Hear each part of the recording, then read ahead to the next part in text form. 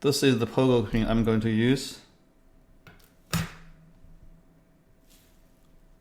It has springs. I have this board. I put this pin head at this side.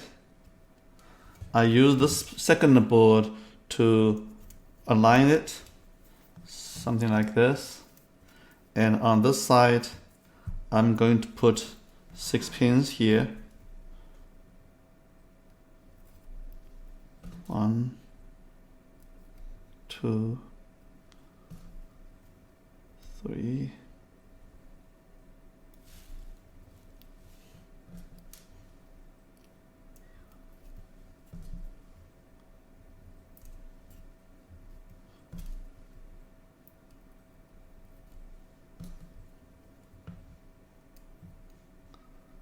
So I have to have this side as 6 pins and this side is ground.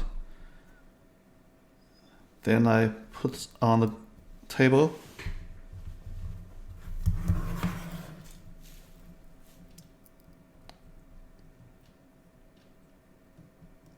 The second board on the bottom is to help the alignment. So I'm going to solder this side. Apply some flux here, and then we can put solder on it.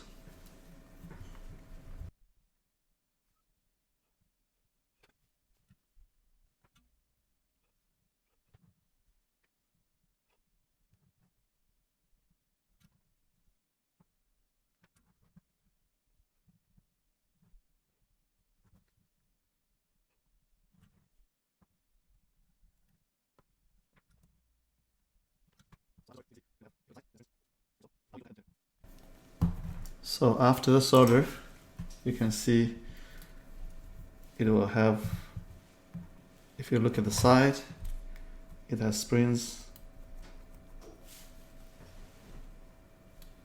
like so.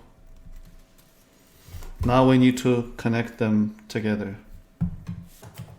So off the camera, I have soldered the wires to make the 1-to-1 connection. So the mapping of the Pogo pin here is mapped to the pin head here. So for MIPS, pin 1 is TRST and pin 2 is ground. So let's connect the ground, which is white. And then the TRST, which is blue.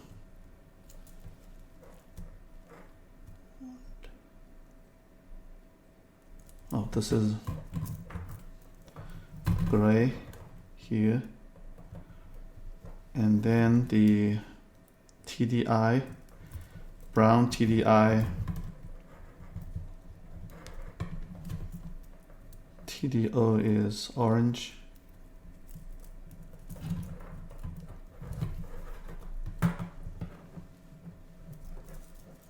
And TMS is purple. TCK is green. And TRST is blue. Okay, for MIPS JTAG, we have connected the necessary pins for the unique NT. This is the look, and on this side we can apply the. So now let's have the router here. This is the router.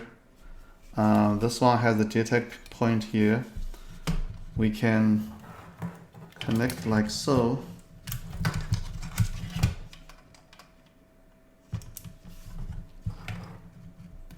And use some weight to apply pressure on it. This is the setup. I use some weight lines to press down the Pogo pins to make sure they have connect properly. Now we can use the USB to connect it and power on. Now we can go to the trap on mode as we do regular JTagging. So let's say we have read here, read the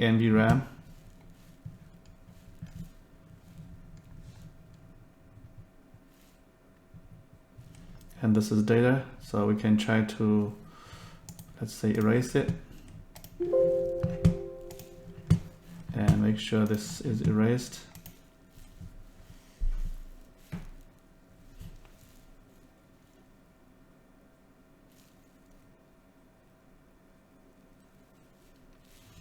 Okay, in this video we have showing how to use the Pogo pin to connect to the JTAG, and that ways you do not need to solder the pin headers all the time.